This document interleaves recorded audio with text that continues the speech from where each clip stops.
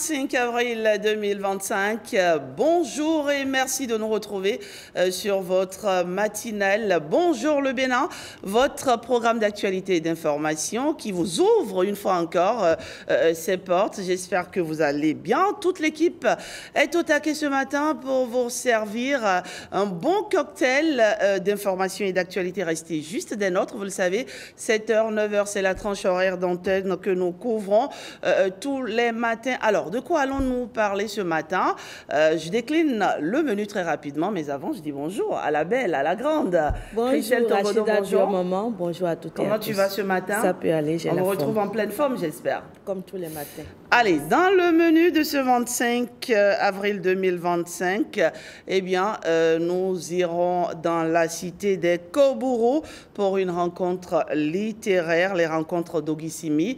Eh bien, c'est un rendez-vous à prendre absolument, chers amis téléspectateurs. Vous le savez, tous les vendredis, on décline les rendez-vous du week-end. Aziz Adam Soulé est avec moi ce matin, en toute fin d'émission.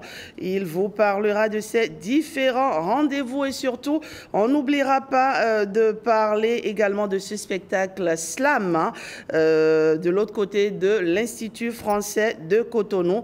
Le slam, cette forme d'art oral, cet espace de liberté et de révolte, de tendresse et en même temps d'espoir va nourrir, on va dire, la foule ce samedi de l'autre côté de l'Institut français de Cotonou. C'est un rendez-vous à prendre absolument. Aziz Adam Soulé nous en dira un peu plus. Et bien sûr, des artistes à découvrir ce matin. Rouezé, l'artiste Jaurès Rouezé sera des nôtres. Eh bien, il se produit ce samedi 26 avril. Patrick Diossou sera avec nous. Il nous dira le pourquoi du comment de ce spectacle. Prenez le rendez-vous. Et l'artiste du jour, évidemment, c'est la grande Miss Espoir qui va nous retrouver également sur Bonjour le Bénin avec elle. On va décortiquer sa toute nouvelle sortie, Maomio. C'est le tout nouveau son de l'artiste Miss Espoir. Elle est avec nous ce matin. Restez des nôtres, des événements à venir, des rencontres. Il y aura pas mal de choses. Patrick Diossou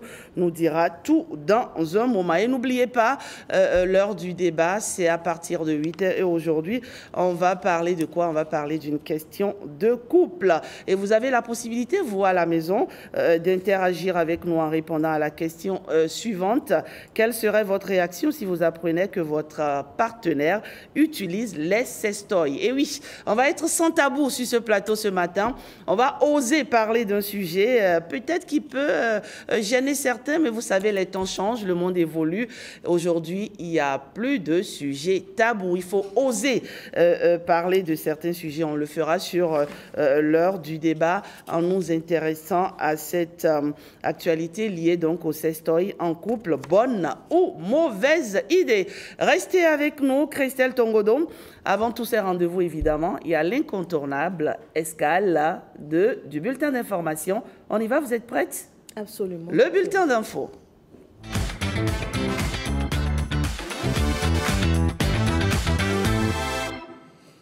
Plaisir de vous retrouver. Bonjour à toutes et à tous et bienvenue au bulletin d'information. Ils représenteront le Bénin auprès de grandes puissances comme les États-Unis, la Chine ou encore l'Inde. L'allié stratégique du Bénin reçu ce jeudi 24 avril par le chef de l'État. Les 6 nouveaux ambassadeurs ont exprimé leur engagement à porter haut les couleurs du Bénin. Voici les propos de leur porte-parole au micro de Marcela Rossi, Patrick Benou et Mohamed Bio.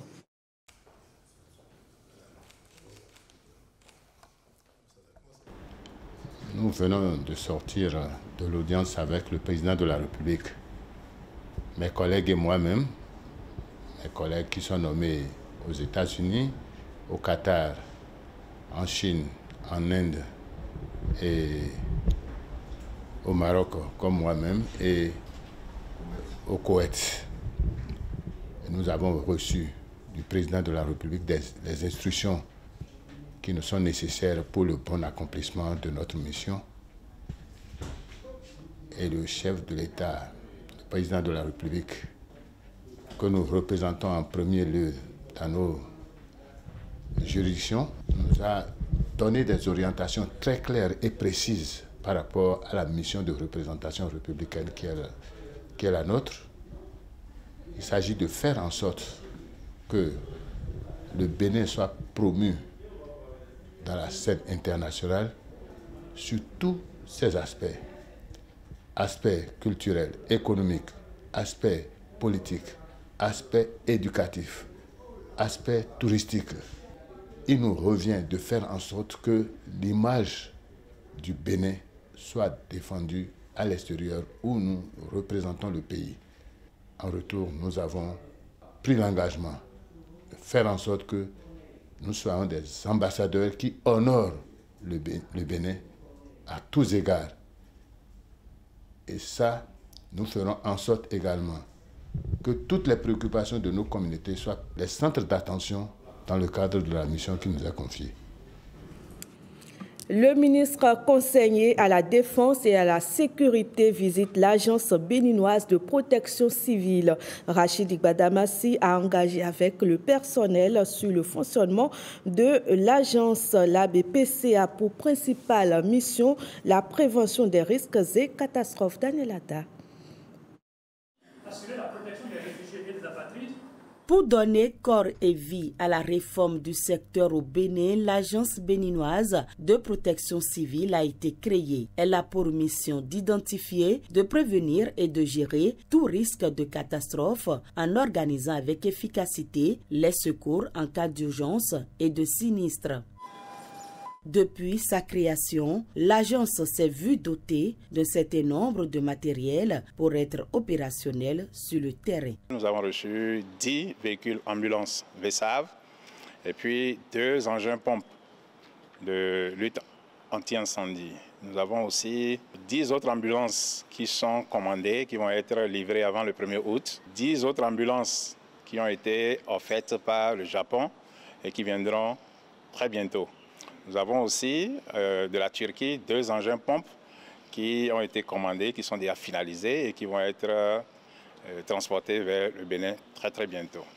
Nous avons également voulu moderniser tout ce qui est gestion des risques de catastrophe à travers l'acquisition de drones, à travers la mise en œuvre également des systèmes d'information géographique. Donc désormais, ça ne sera plus par tâtonnement que nous allons prédire et faire la prévention des risques de catastrophe. Cette démarche traduit la modernisation de la protection civile au Bénin. Fidèle à sa mission républicaine, le ministre conseiller à la Défense et à la Sécurité est allé doper le moral de la troupe, s'enquérir des conditions de travail et recueillir leurs doléances. La meilleure sécurité, c'est la sécurité préventive. Et sans équipement, sans logistique, il n'y a pas de sécurité. Le gouvernement de la rupture est là. Vous appuyez pour mettre les moyens à votre disposition pour pouvoir agir pour sauver nos populations. Face à la récurrence des catastrophes naturelles, la protection civile devient sans aucun doute un enjeu majeur du développement humain. Mais je dirais tant qu'il reste. Un reportage de Amadine Niambossou et Daniel Ada que vous venez de suivre. Et puis, la didactique des langues étrangères à l'ère du numérique préoccupe des experts. Ils sont à Cotonou sur invitation du Centre béninois des langues étrangères. Leur mission, réfléchir aux moyens scientifiques à mettre en œuvre pour améliorer l'apport du numérique dans la traduction de ces langues. William Aguiar et Venceslas Aroimon étaient à l'ouverture des travaux. On regarde. Le numérique, avec ses nombreux logiciels de traduction de langue, facilite les échanges entre interlocuteurs de différentes cultures. Mais il se pose souvent des problèmes de justesse, d'exactitude et de contexte dans les résultats obtenus. Comment y remédier et par quels mécanismes scientifiques mettre à profit le numérique pour améliorer la traduction des langues? Au cœur de ce colloque international, la didactique des langues étrangères et traduction à l'aide du numérique. Ce thème reflète notre volonté de nous adapter aux mutations technologiques et de repenser nos pratiques pédagogiques et professionnelles. Le numérique a transformé notre rapport avec les langues et la traduction. Les outils d'apprentissage en ligne, les applications de traduction automatique, les corpus numériques et les plateformes collaboratives ont ouvert de nouvelles voies pour l'enseignement, l'apprentissage de la pratique des langues et de la traduction. Cependant, ces avancées ne doivent pas nous faire oublier les défis qu'elles posent. Entre autres défis, la préservation de la diversité linguistique et la qualité des tests traduits. Mais il y a une crainte. Ces nouvelles technologies ne menacent-elles pas certains métiers comme celui de traducteur? Je crois que cette réflexion est au cœur des activités que nous menons. Parce que quoi qu'on dise, je suis enseignant d'abord.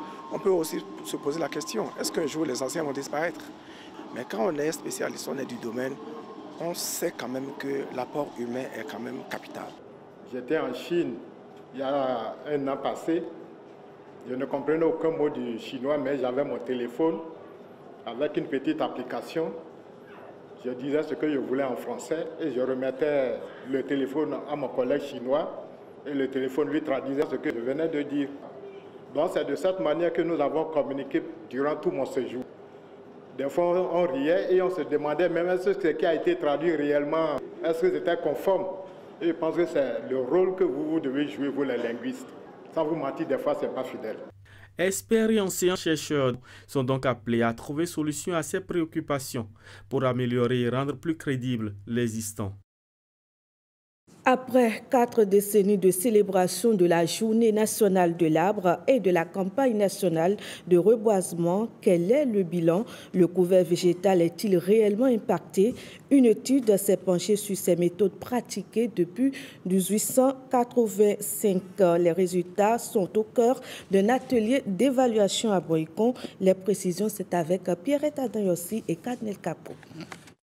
Sont conviés à cet atelier d'évaluation des agents des eaux, forêts et chasses, des autorités communales, des membres de la conférence administrative et autres acteurs du secteur venus des 9 communes du département. Ces acteurs impliqués dans la restauration du couvert végétal font le point des efforts consentis en 40 ans de célébration de la Journée nationale de l'arbre et de la campagne nationale de reboisement.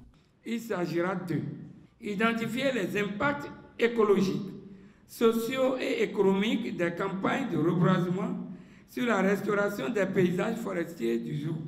Analyser les principales contraintes aux actions de restauration et de reboisement des paysages forestiers, ainsi que les difficultés rencontrées dans l'organisation et la pérennisation des initiatives. Identifier les défis actuels. Aussi, des pistes d'action à court et moyen terme seront proposées pour optimiser les impacts écologiques, sociaux et économiques de la Journée nationale de l'arbre et de la campagne nationale de reboisement. Sur 40 années, on a vu que c'est Boycon qui a le plus de sites, encore 18. Et sur les 18, il y a 3 qui sont dégradés. Et très peu sont là et qui sont en bon état. Ça voudra dire que soit les sites n'ont pas été bien choisis, ou alors les sites ont été choisis, mais on n'a pas eu l'accompagnement des communautés à la base. Désormais, là, quel site on va choisir? Nous sommes dans une perspective de nous accentuer au niveau des écoles et les CEJ et les structures étatiques qui sont prêtes à nous accompagner. Et au niveau de ma commune, sur le point qui a été fait, nous avons constaté qu'il y a eu les sites qui ont abrité les Journées nationales de l'arbre. Il y a beaucoup de sites dégradés. Et donc, ça pose toujours le problème d'entretien, parce que nous avons constaté que les journées qui sont organisées s'arrêtent seulement au 1er juin. Et si vraiment l'État peut être regardant, je pense que ce que nous avons fait, ça peut être sauvegardé pour le bonheur de nos populations. Les travaux vont s'achever sur des recommandations des participants allant dans le sens de la pérennisation des acquis. Le ministère des Sports, à travers l'Office béninois du sport scolaire et universitaire, a organisé le 2e regroupement des sélections départementales. Un rendez-vous pour le renforcement des techniques des athlètes. Le stade Omnisport de Djougou a accueilli les jeunes sportifs de la Donga. Le point, c'est avec Jean-Claude James et Yves Agodopessi. La journée démarre sur les chapeaux de roue pour ces jeunes athlètes. 196 filles et garçons de 5 disciplines, football, basketball, handball, volleyball et athlétisme, sont soumis au planning de ce 2e regroupement des sélections départementales. Lors de ce regroupement, il y aura une mise en condition physique. On va travailler des techniques et tactiques de jeu. des techniques individuelles aussi, pour les mettre à niveau afin d'organiser une compétition au niveau de tous les départements. Il y a des encadrants au CGN Djougou. Nous avons l'expert au volleyball qui est dans le département de la Donga et à moi-même. Et nous avions des encadrants qui nous viennent aussi de Waké. Mes impressions sont bonnes et en plus les enfants sont très contents. Vous savez réellement que les enfants aiment le sport et ça permet aussi qu'on puisse avoir de beaux talents à l'international pour parler du Bénin. C'est une très bonne initiative. Ces élèves des 4 communes du département sont totalement pris en charge dans le cadre du programme avec un dispositif particulier pour les 95 filles de l'effectif total. Elles ont toutes des marraines. Spécifiquement, en tant que marraine, nous sommes là pour veiller à la sécurité des enfants, au transport des enfants, veiller à leur alimentation. Nous sommes là pour être des oreilles pour ces enfants. Avec les encadrants, ça se passe très bien. Généralement, c'est au terrain qu'ils se retrouvent avec les enfants. Quand on va dans les hôtels, on ne permet plus au coach d'accéder aux enfants. Même lorsqu'un coach a besoin de communiquer avec une fille, il est obligé de prendre par nous, il nous passe l'information et nous relayons aux filles. De quoi rassurer les parents. Comme le premier regroupement qui a eu lieu en février dernier, ce deuxième dure 3 jours et reste ouvert au public. Et l'actualité sportive ce matin, c'est aussi les premiers Jeux scolaires africains Algérie 2025. Du 20 au 30 août prochain, les athlètes de la catégorie U18 du Bénin vont défendre le drapeau national dans plus de 5 disciplines. L'Office béninois du sport scolaire et universitaire renforce leurs capacités. Un rendez-vous prometteur d'après les encadreurs Évariste Zomaron et Samirat Chabimani. Tactique, précision, rigueur sont au rendez-vous de ce deuxième regroupement des athlètes de la catégorie des moins de 18 ans U18. Rassemblés à Grand Popo autour de plusieurs disciplines, ils partagent tous la même vision, ravir le plus de médailles en août prochain en Algérie. Bon, on a commencé depuis dimanche, nous sommes dans des matchs tests. C'est déjà bouclé, il faut prier pour qu'il n'y ait pas de blessures. Il y a beaucoup d'améliorations par rapport au premier regroupement, donc on peut dire qu'il y a espoir. La mise au vert prend en compte le basketball, le beach volleyball, le handball, le football, le badminton, le tennis et l'athlétisme. On s'entraîne très bien. Notre objectif est de ramener des médailles.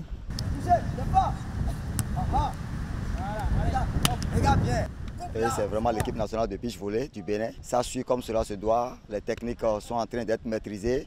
Les techniques de défense, de touche, d'attaque, d'intelligence de jeu. Tout est en train d'être mis en place pour que les enfants assimilent comme cela se doit. Oui, nous devons espérer pour cette catégorie parce que c'est bon. Le travail technique et surtout le travail physique que nous sommes en train de faire, je pense que ça va. Un troisième regroupement est prévu avant le départ pour l'Algérie et les entraîneurs souhaitent que les équipes libèrent les athlètes sélectionnés, surtout ceux des équipes féminines. Et c'est fini pour le Bénin au championnat scolaire africain. Les Amazones sont out. Elles n'ont pas pu relever le défi de cette journée décisive.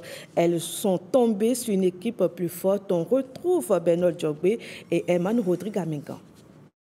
Ça a commencé par des rires, mais ça s'est achevé par des pleurs. Les Amazones U15 scolaires subissent la dure réalité d'une compétition de football à l'international. C'est un jeudi noir pour elles. Elles ont perdu les 2 matchs de la journée. Il y a d'abord eu cette défaite face au Ghana à la mi-journée, 2-0. Le Ghana, qui, il faut le reconnaître, était au-dessus du Bénin. Le virage marocain, lui, était plus abordable à négocier pour les filles. Mais là encore, elles ont trébuché, elles ont raté le coach. Défaite à l'arrivée 0-1 qui les condamne dans cette compétition. C'est vrai, Nara et ses filles qui donc ce tournoi avec un bilan plutôt mitigé, 1 victoire et 2 défaites synonymes de 3e place du groupe A. Des regrets pour le Bénin, c'est sûr, mais il y a surtout de belles promesses pour l'avenir. Des joueuses qui se démarquent du lot, notamment Timilé Adegoke, dont la classe et l'élégance auront séduit un public tombé sous le charme des Amazones qui, on peut le dire, auront tout donné sur le terrain. Et dans 24 heures, le Bénin reçoit la Zambie à Lomé dans le cadre de la manche retour du dernier tour des éliminatoires de la Coupe du Monde U17 filles. Comment les Amazones U17 s'apprêtent pour ce match capital de Lomé, William Bassabi, Igor Ayoso.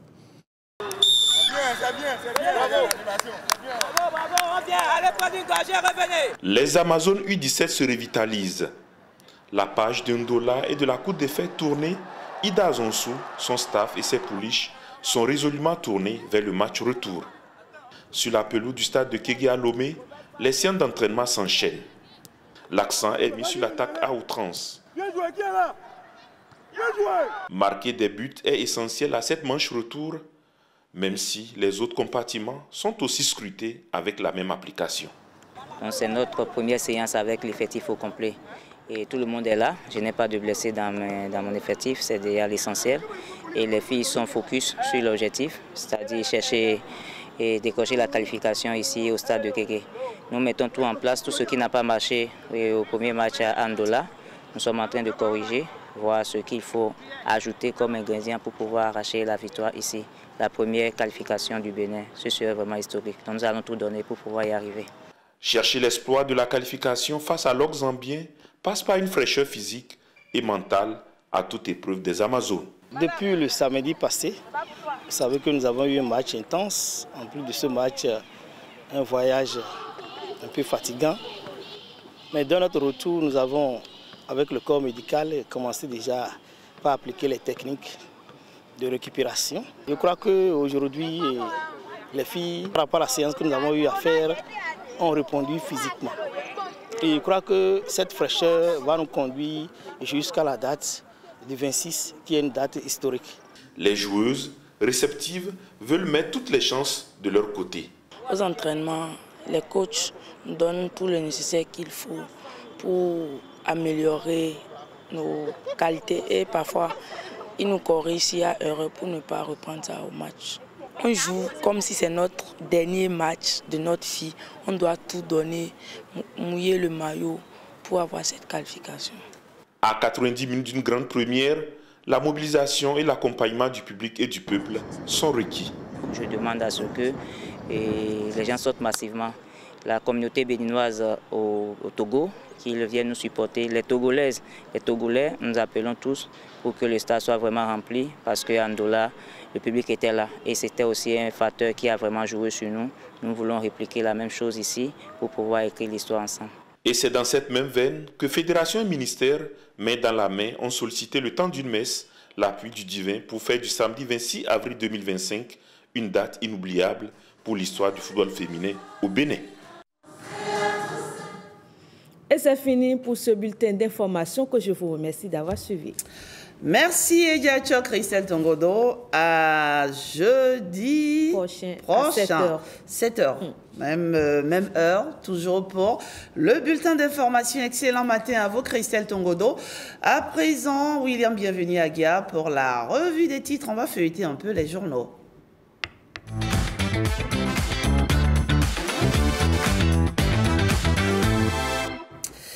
Que disent les journaux ce matin? Eh bien, on en saura un peu plus en découvrant les unes avec vous, William. Bonjour, William. Bonjour, Rachidat. Bonjour, amis téléspectateurs. Je dis bonjour à Ediacho. J'aime aussi ce prénom-là. Ah bon, Ediacho, ça veut dire... enfin, la sape lui va bien, c'est ça, non? Je ne suis pas fort, mais dis-moi. C'est ce que ça veut dire, non? On le verra après. Allez, on y va.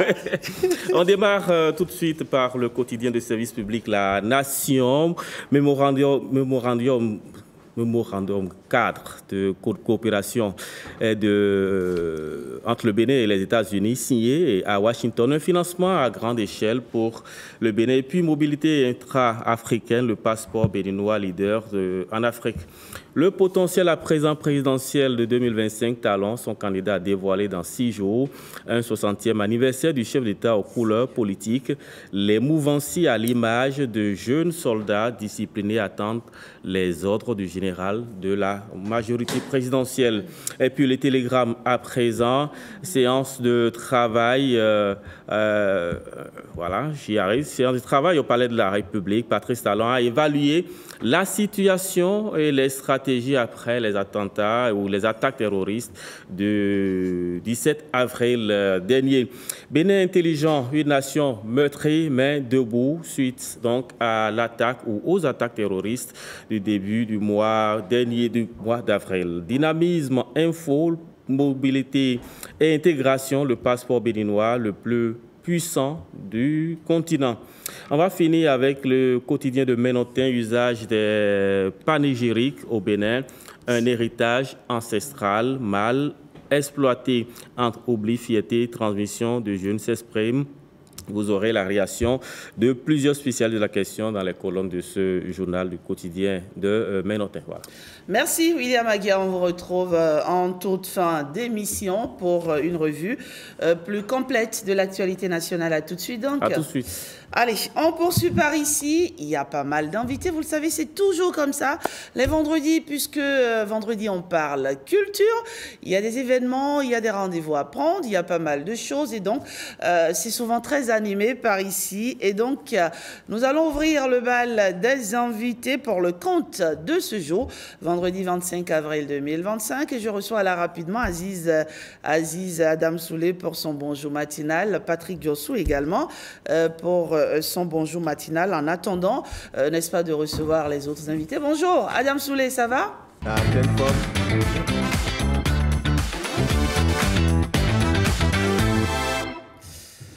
Bonjour Rachidat. Aziz, comment ça va ce matin? La pleine forme, j'ai la pêche, comme le dirait l'autre. Patrick Diossou, comment ça va? Très bien, ça va. Nos invités nous attendent, n'est-ce pas? Oui, ils nous attendent avec impatience, mais ce ne sont pas des patients, comme le mot l'indique, patients malades. Non, ils sont juste des personnes patientes qui attendent impatiemment. Exactement. Et c'est toujours comme ça par ici tous les vendredis. C'était juste pour le bonjour matinal. On va vous retrouver dans un moment. Exactement. Allez, on va maintenant à la rencontre de notre coach bien-aimé, Fulgence Betoro Arwangonou. Il est avec nous, avec lui. On va parler de la responsabilité des parents à l'approche des examens. On le reçoit juste après ceci.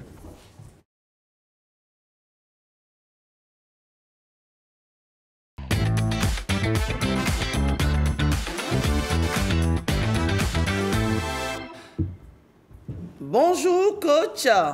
Bonjour, Madame Rachida. Comment tu vas? Ça va bien ce matin? Super bien. Super bien. D'accord.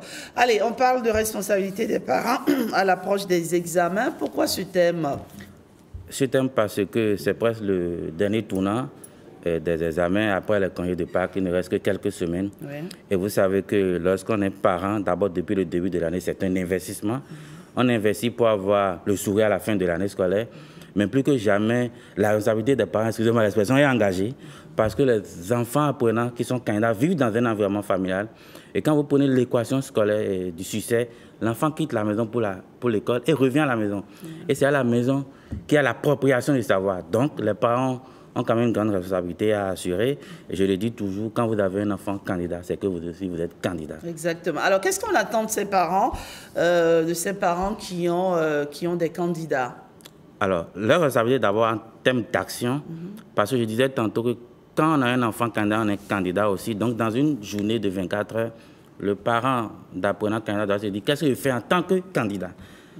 Ce qu'il fait en tant que candidat, ce n'est pas qu'il va apprendre les leçons, il n'a pas à composer, mais c'est de s'assurer que dès le retour, les enfants ont réalisé les tâches qu'ils ont prévues peut-être dans leur programme, dans leur emploi du temps, parce que dès maintenant, il est important quand même d'être organisé, de savoir exactement ce qu'on veut faire. Donc, que vous soyez papa ou maman, si vous n'êtes pas encore là, vous pouvez de temps en temps appeler pour savoir tu es censé faire tel jeu, parce que ce sont encore des enfants. Il faut suivre de près. Il faut suivre de près, parce que l'année scolaire a commencé depuis septembre, et quoi qu'on dise, quoi qu'on fasse, les enfants sont de plus en plus un tout petit peu fatigués, le temps s'approche, il faut gérer beaucoup de choses. Donc, il faut être là, parce qu'on est aussi candidat.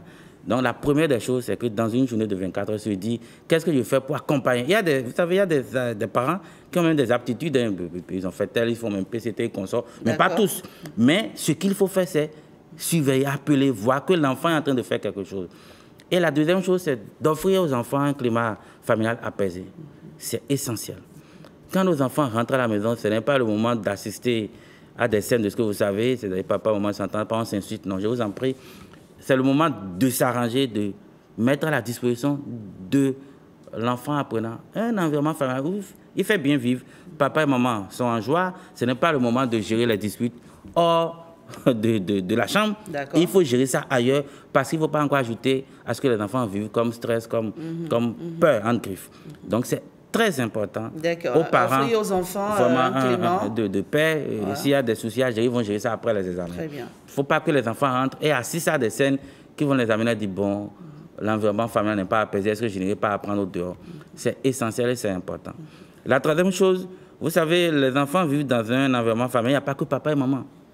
Il y a les frères et sœurs, et je dis toujours que les enfants ont toujours des tâches en dehors des tâches académiques. Ils ont peut-être des trucs à faire à la maison.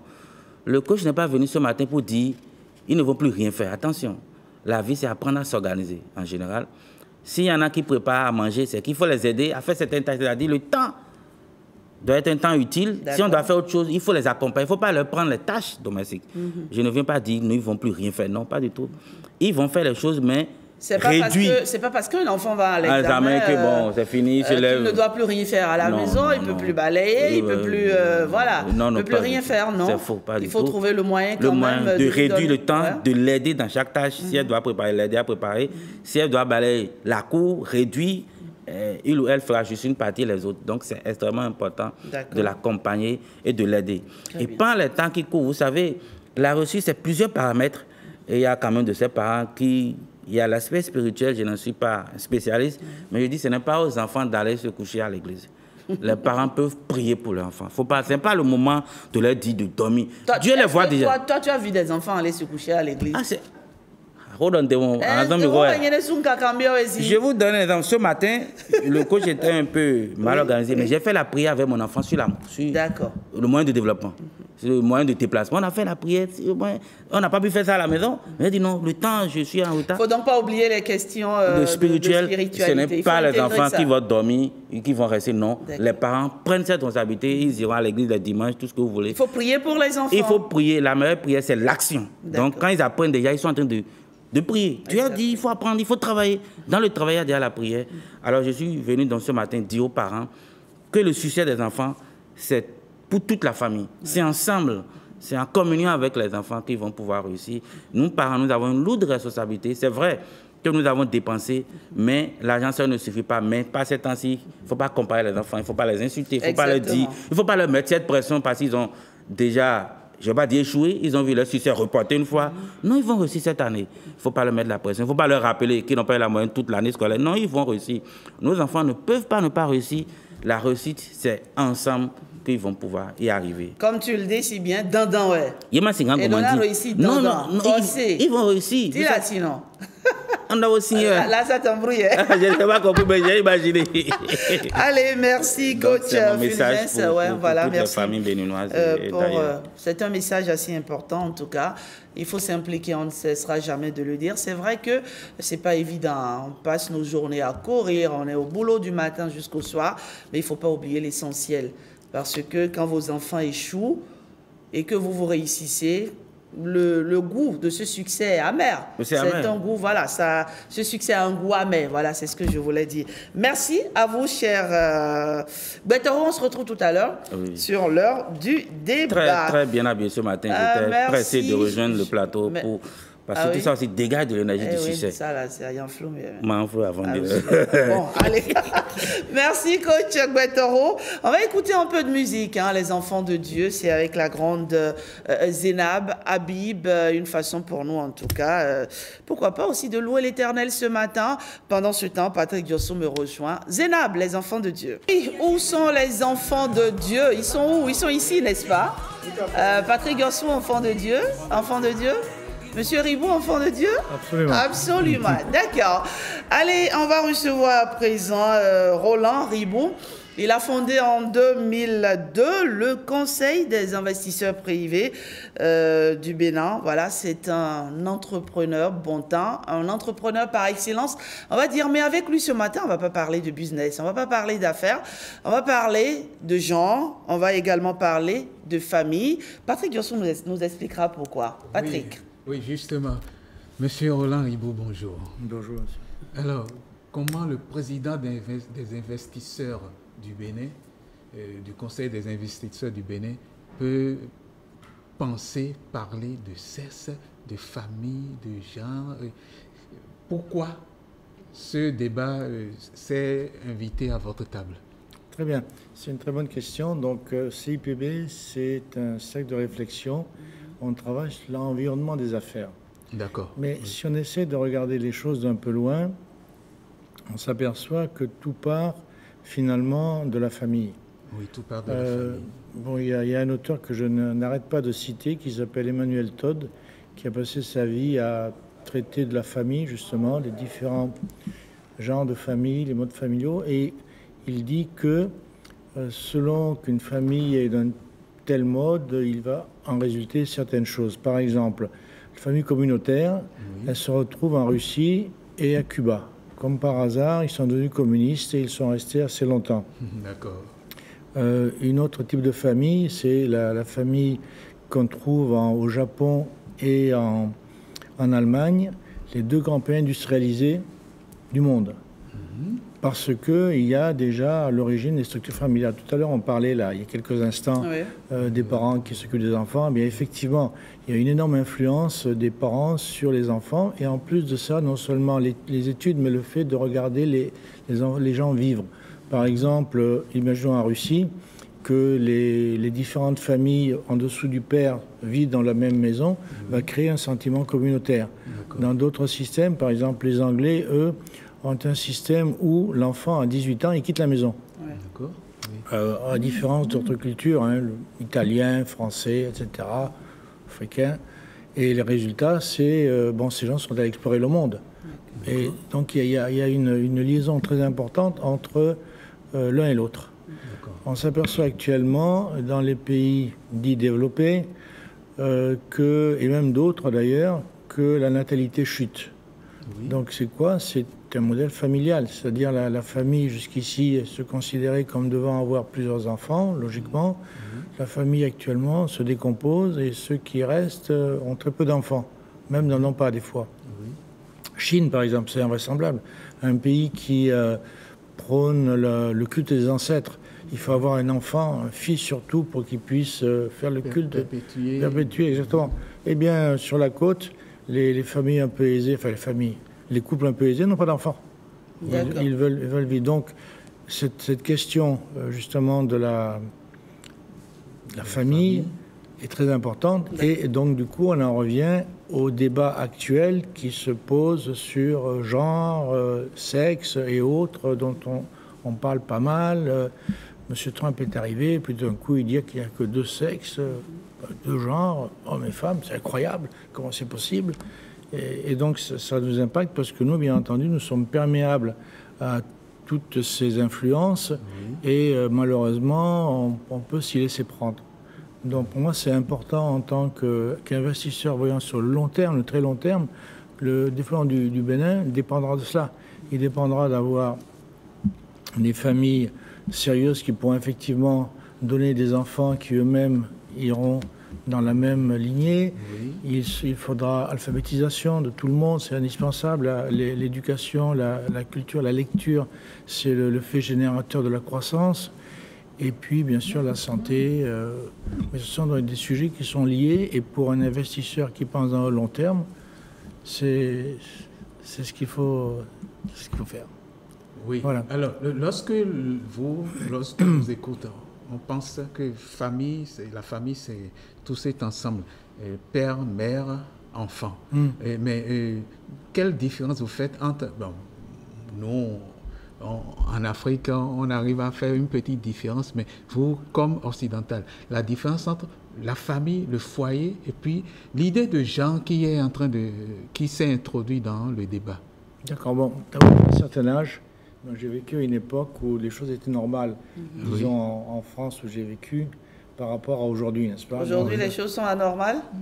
Tout à fait, c'est mon avis, tout à fait, oui, absolument. Et ce que je souhaiterais, c'est que les Africains béninois en particulier se rendent compte que c'est anormal. Ce qui est la chose grave, c'est qu'on pense que c'est du normal, parce que c'est des pays qui sont bien avant sur nous, enfin, etc., et qu'on commence à vouloir les copier. Ah, d'accord. Donc, ne pas les copier. Il ne faut pas les copier. Vous êtes contre, tout à fait. Contre les questions d'homosexualité, les questions de... Je ne suis pas contre l'homosexualité. Il y a 4,5% des gens qui naissent comme ça, d'après les statistiques. Donc, on n'y peut rien. S'ils font ça dans la chambre à coucher, quel est le problème? Proust, il y a un siècle de ça, a écrit des bouquins qui ont été très appréciés. Ça gênait personne. Aujourd'hui, c'est pas ça. Le problème, c'est qu'on essaye de faire une propagande pour dire « Ah, c'est super, c'est magnifique ». On veut imposer ça comme mode de vie, on va dire finalement. Oui, tout à fait. Donc pour vous, Roland Ribot, ce matin, c'est que vous pensez comme Trump, la famille... Elle est...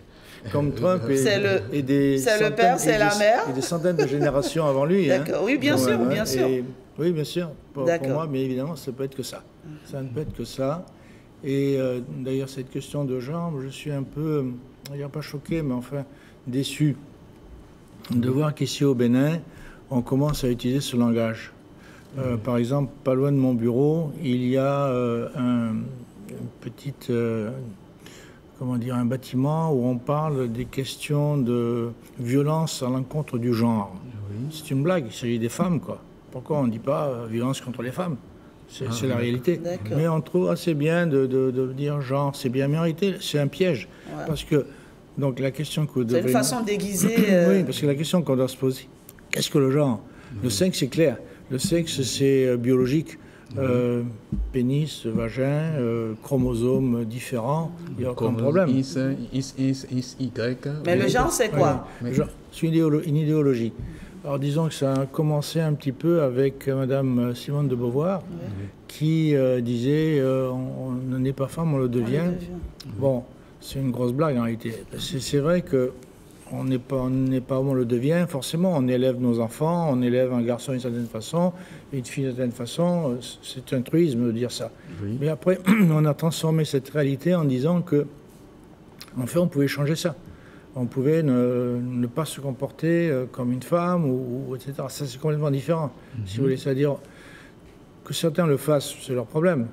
Mais d'un autre côté, qu'on veuille imposer ça comme une norme, et imposer ça surtout à nos enfants, parce que tout le problème, c'est là, c'est que si les gens ont cette idée-là, ils vont dans leur petit cercle, ils vont ça dans la chambre à coucher, ils ont... Très bien, aucun si problème. Dans le privé, il n'y a pas de souci. Il n'y a aucun problème. Je ne suis pas comme, par exemple, les Anglais, qui pénalisent cela jusqu'à une époque récente.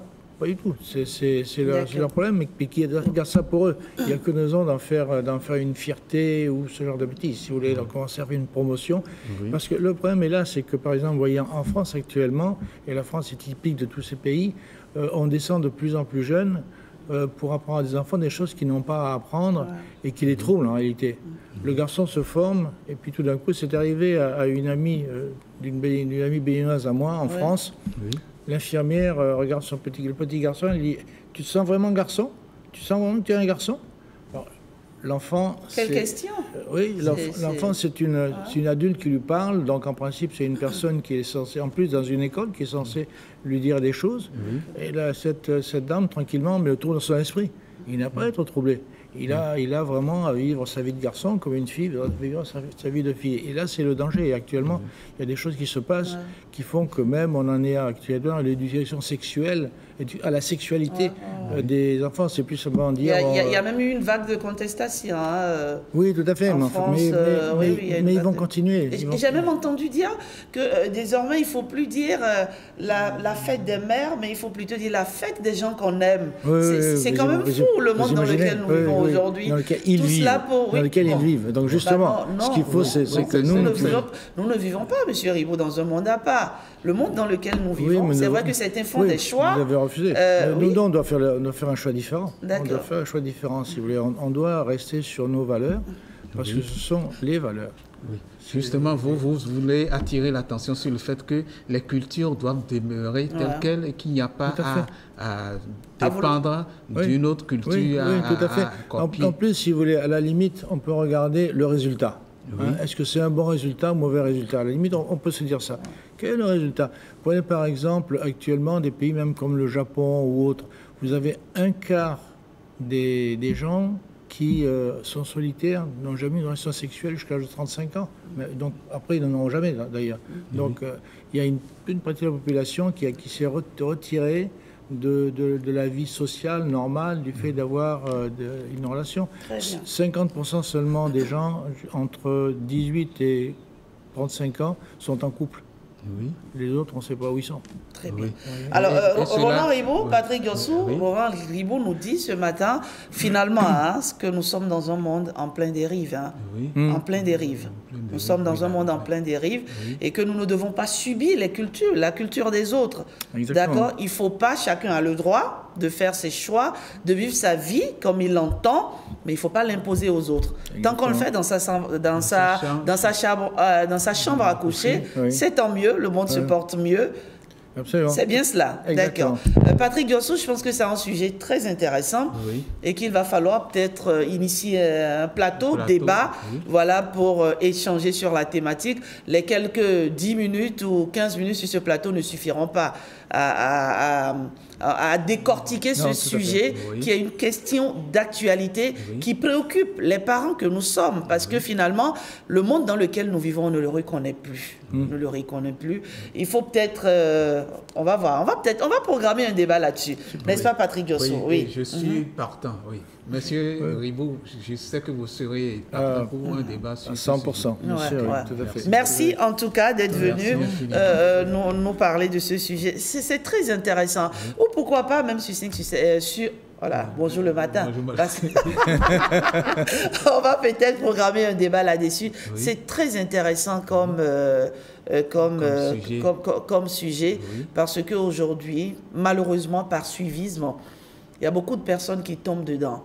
Les jeunes sont tellement vulnérables et aujourd'hui, ces personnes qui tentent de nous imposer des choses ont des puissances financières et puis les jeunes ne résistent pas aujourd'hui, se laissent aller facilement à ces modes de vie, on va dire un peu contre nature. Vous pouvez ne pas être d'accord avec moi, mais c'est mon avis. Merci Roland Ribot. Merci Patrick Yossou pour ce thème assez intéressant. Maintenant, nous allons retrouver, tu connais Max 229 ? Pas encore. Max 229, voilà, c'est un imitateur. C'est vrai que sous nos cieux, par ici, l'imitation, c'est pas encore un genre, on va dire, très, très connu, Patrick Yossou. Mais lui, en tout cas, il se singularise à travers ce genre, vraiment, qui moi, m'épate. Max 229, bonjour. Bonjour. Comment ça va? Je vais très bien. En tout cas, Monsieur le Président, c'est pas Monsieur le Président qu'on reçoit ce matin, c'est Monsieur le Président. Bonjour Monsieur le Président. Bonjour Madame la journaliste. Bonjour Madame la journaliste. Merci pour l'invitation. Merci beaucoup Madame la journaliste. Je suis déjà là.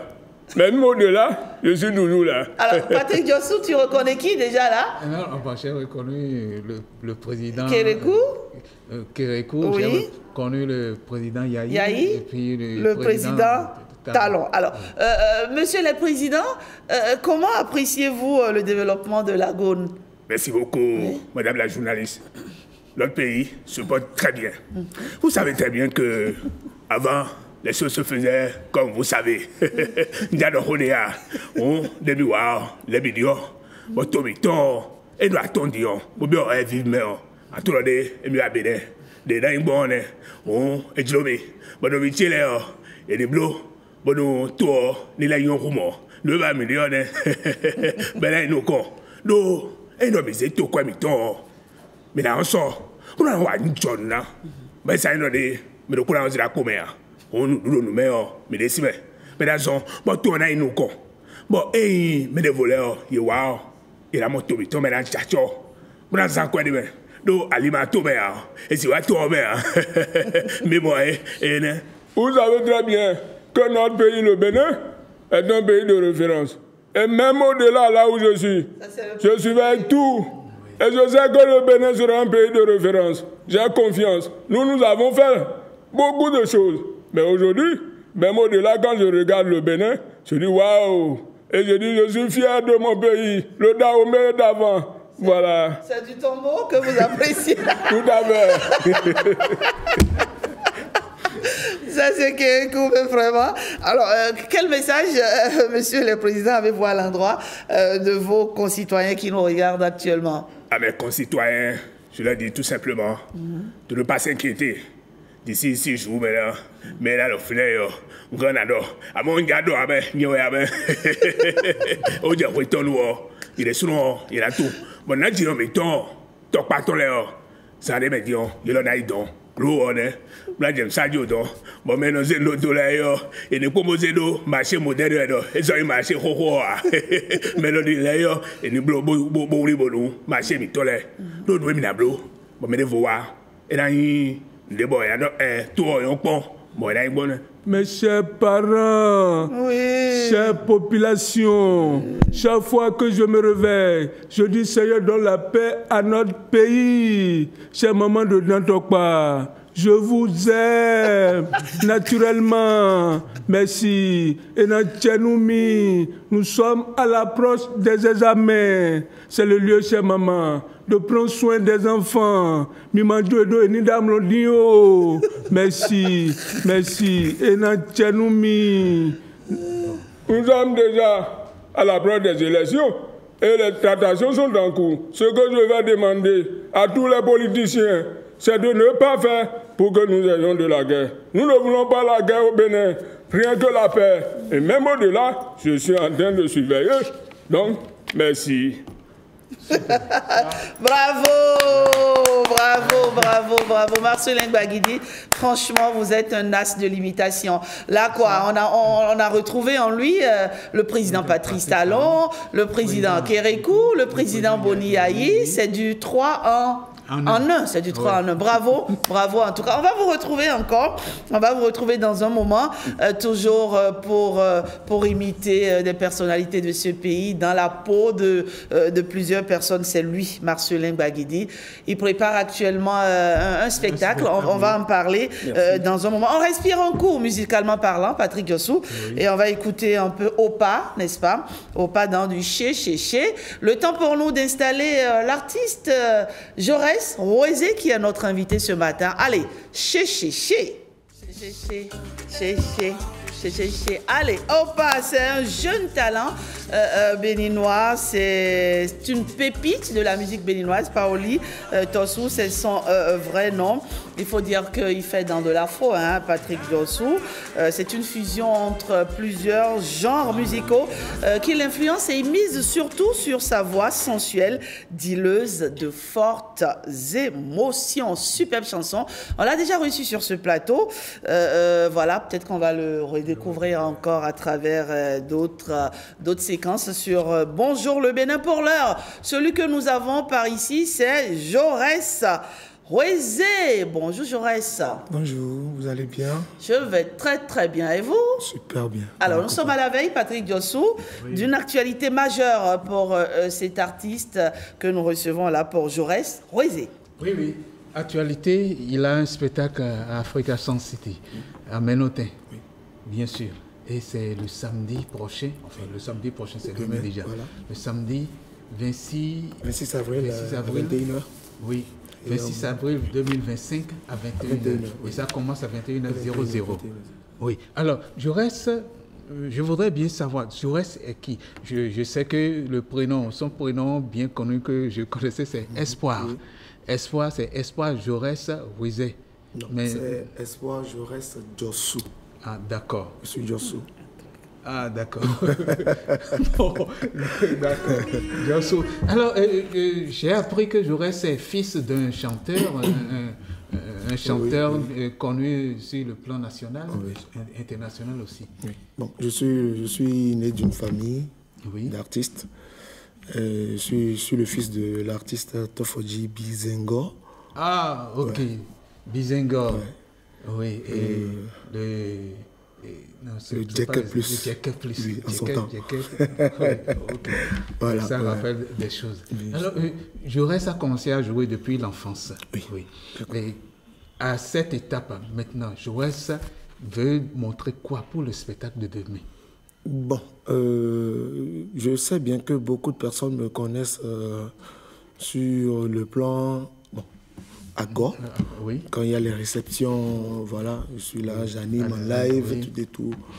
Donc j'ai décidé désormais une fois en passant de venir avec ce genre de concert, un concert typiquement live, pour permettre à la population de comprendre que, à part mon style à Go que les gens connaissent, j'ai aussi un plan de scène qui peut plaire au public. Voilà. Oui, avec un groupe qui oui, j'ai un groupe. Je fais du live, un style comme fait mon papa, mon vieux, Bizengo, comme Sabo Randani Alou, comme... Voilà. Très bien. J'ai appris que Jaurès aussi polyvalent, instrumentiste, mais surtout percussionniste. Oui, percussionniste. Je suis beaucoup plus percussionniste. Et donc Jaurès va se produire demain à Africa Sound City. Ça va se passer à 21h. À quoi peut-on s'attendre déjà demain? Est-ce que Jaurès sera seul sur scène? Est-ce qu'il sera soutenu par d'autres artistes? Je serai normalement seul. D'accord. J'ai eu à beaucoup travailler avec l'artiste Yelian de Silva. Donc, elle sera sur la scène avec moi juste pour un passage, un morceau pour me soutenir. D'accord. Parce qu'elle est la marraine spéciale de la soirée. Elle sera là juste pour un morceau en live et je pense que le reste de la soirée, c'est moi. Ça va être du live, pur et dur. Il n'y a pas de place pour l'à peu près, il n'y a pas d'autotune, il n'y a rien. C'est la voix à l'état pur. Voilà. On aime ça, on aime quand c'est du live. Allez, on découvre ce que Jaurès Rouizé sait faire, d'accord? Pour ceux qui ne le connaissent pas, voici pour vous. Le premier clip qu'on va regarder, c'est Relou. Relou, ça veut dire quoi? Relou, c'est juste un cri. C'est genre... laissez faire la destinée de l'autre. D'accord. Hello, c'est un cri de... Oui, c'est Jean Pléa qui expliquait le cri par anathème au sacrilège. D'accord. Hello, anathème au sacrilège. On crie pour dire, voilà, il y a un sacrilège qui est en cours. Attention à ce qui va se passer. Hello. Bon, on y va. Rouizé. Hello de l'artiste Jaurès Rouizé.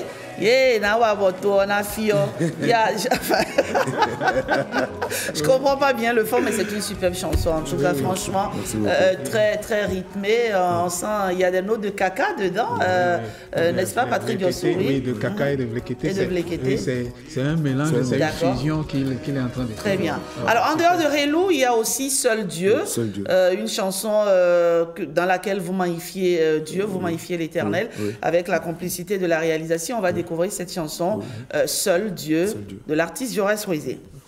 Seul Dieu, Jaurès Rouizé, Azotié Blenayulo Maou, et Magnon Anayulo Maou, c'est pour dire on appelle Dieu en toutes circonstances, n'est-ce pas? C'est le message que vous lancez à travers cette chanson. Alors, rendez-vous donc demain, samedi 26 avril, à partir de 21h, à Africa Sound City, pour soutenir l'artiste Jaurès Rouizé. Un mot de la fin à l'endroit de vos fans, un appel à lancer, oui? Je demande juste à la population béninoise de faire massivement le déplacement, parce que ça sera du bien, ça sera de la bonne musique. Là, je promets, c'est un concert satisfait ou remboursé. Je le dis toujours. Oui.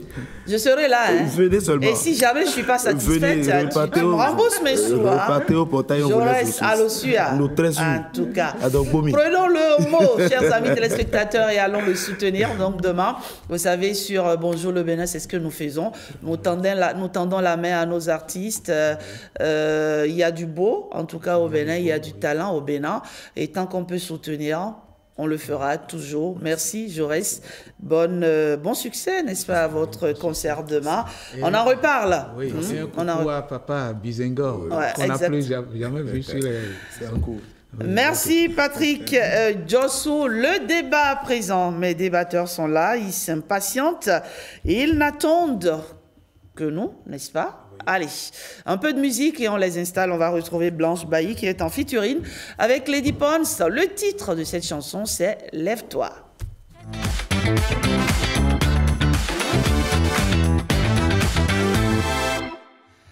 oui, nous faisons ce matin une immersion dans les couples. Et oui, là où il y a papa et maman, il y a les enfants, on rentre dedans ce matin pour parler d'un sujet, peut-être tabou pour certains, mais aujourd'hui, osons les débats, osons ouvrir le débat, osons lancer le débat. Vous le savez, dans la vie de couple, il arrive que l'un des partenaires ait envie d'autre chose, ait envie de découvrir d'autres choses. Comment on y arrive? Comment on fait tout ça? On parle notamment ce matin de sextoy en couple. Bonne ou mauvaise idée? On en parle ce matin avec Doudeji. Pascaline, bonjour. Bonjour. Ma chère Pascaline, comment ça va? Ça va bien. Toujours aussi rayonnante, n'est-ce pas? Et tout particulièrement, ce matin, j'adore la vie. Il est tellement beau. Merci ma grande présentatrice, live, journaliste, on va dire. Il y a plein de choses, activiste aussi, des droits des femmes, merci. Et beaucoup plus, pour la promotion des panégyriques. Des panégyriques, exactement. Ça, elle y tient, absolument. Allez, coach, rebonjour. On va dans le fond. À fond.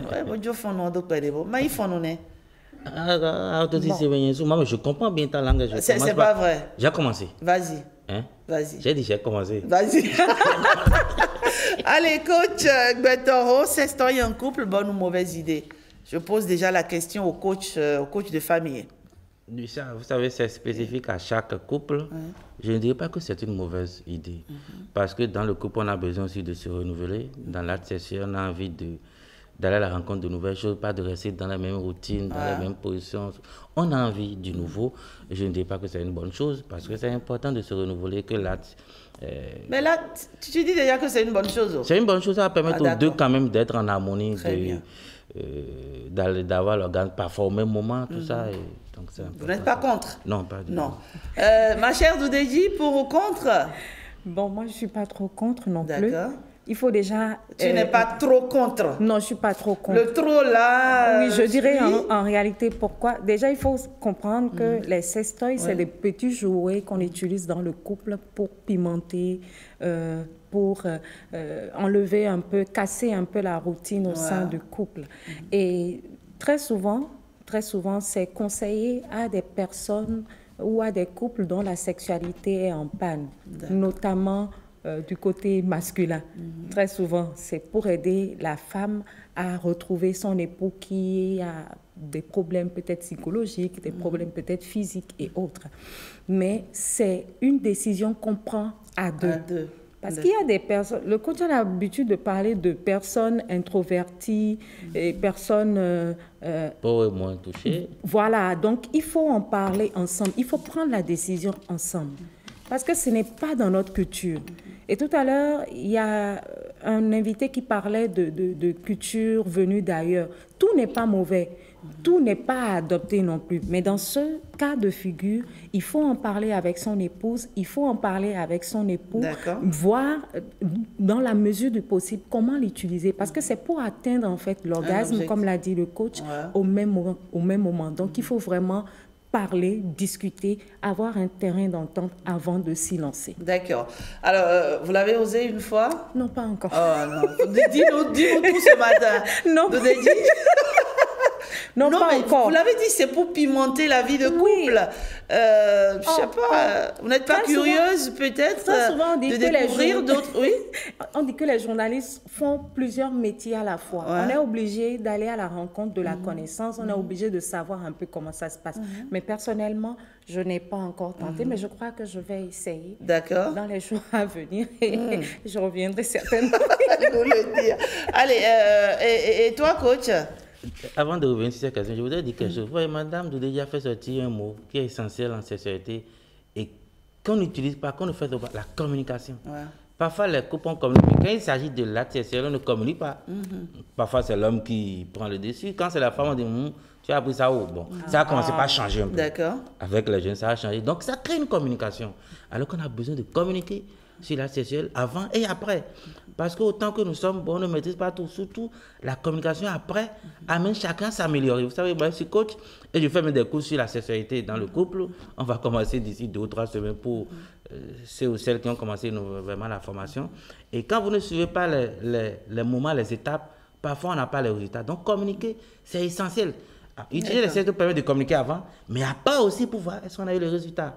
Alors, par rapport à l'utilisation, pour l'instant, le coach n'a pas utilisé, mais je pense qu'il va utiliser, puisque bon, cette émission va me permettre quand même de faire l'expérience. On aurait dû d'ailleurs recevoir une dame ici qui, à la dernière minute, elle a évoqué une raison. Écoutez, madame, je ne dis pas que c'est pas vrai, mais à la dernière minute, elle s'est désistée. Avec elle, on aurait dû découvrir, les différents sextoys qui existent sans aller, dans certains détails. Bien entendu, il y a les vibromasseurs, oui. Il y a les canards vibrants. Les canards vibrants. Mais Doudegui, elle est bien renseignée, hein. C'est important. Franchement, d'accord. Il y a les vibromasseurs, il y a les canards vibrants, et puis... Il y a plein d'autres pour les femmes également, pour ne citer que ceux-là. Et vous voyez ce que Doudegui dit, elle parle de quelque chose vibrer, ça veut dire quoi? C'est pour stimuler les zones érogènes. D'accord. Il faut faire vibrer la femme. On sent déjà de l'excitation, dans l'air. Ça vibre. Il faut faire... Non, ça va, ils sont en congé, mais bon, il y en a qui ne sont pas encore réveillés. Écoutez, on ne parle pas aux enfants ce matin, même si c'est une chaîne de télévision nationale. Bon, on n'utilise quand même pas les mots vulgaires. Allez. C'est un sujet qui nous interpelle tous, parce que le monde, il change et ça bouge. Et il faut le dire franchement, aujourd'hui, nos hommes ont de plus en plus des envies. Je ne sais pas, j'ai le sentiment, coach Betoro, que les hommes, vous devenez de plus en plus vicieux, hein, à la limite de la perversité. Non, on n'est pas vicieux, au contraire. En fait, on fait tout pour vous en réalité. Ah bon? On n'a pas de vibrer. C'est pour vous parce qu'on veut quand même aller vous permettre de vibrer, de bons moments d'échange, de vibration. Et on apporte pour vous accompagner des solutions. Je pense qu'il faut ce matin saluer le génie des hommes, il faut les féliciter pour tout ce que nous faisons pour vous. Et je pense que vous aussi, vous faites beaucoup pour nous. Donc, cette histoire crée une communication. Mais le mot la maîtresse, ça crée. Je ne sais pas, est-ce que je vais dire un sous-entendu. Parfois, c'est pour comment je vais le dire, avec plusieurs partenaires, à un moment donné, on n'est pas toujours actif. Donc, à un moment donné, on a envie d'avoir quelque chose qui nous permet de montrer qu'on est homme. En réalité, c'est un peu ça. Non, ce n'est pas ça. Non, il ne faut pas dire plusieurs partenaires. Les hommes du Bénin, quand même, c'est des hommes vraiment, c'est des gens bien. Donc, on n'est pas dans ça. Mais vous savez... Mais est-ce que la culture du sextoy, est-ce que ce n'est pas le vice exacerbé? Non. Non? Vous savez, au fait, les sextoys, c'est des outils. Parfois, on cherchait des outils. On n'utilisait que ce que Dieu nous a donné, peut-être notre main, pour faire certaines choses. Mais là, on a des outils pour aboutir au même résultat. Et parfois, ces outils apportent, on a parlé de vibration, apportent des éléments que peut-être la main, que la langue, que tout ça n'apporte pas.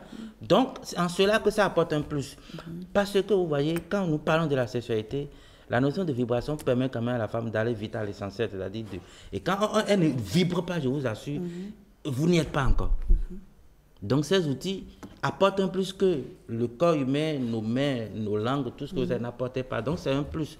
Quand on pense ça dans ce sens, c'est vraiment un plus pour les deux partenaires. Et je tiens là-dessus, ces outils permettent de communiquer. Lorsque dans la société, c'est vrai, nous jeunes, je pense qu'on commence par plus communiquer, avant et après. Mais je ne sais pas si les plus anciens que nous communiquaient.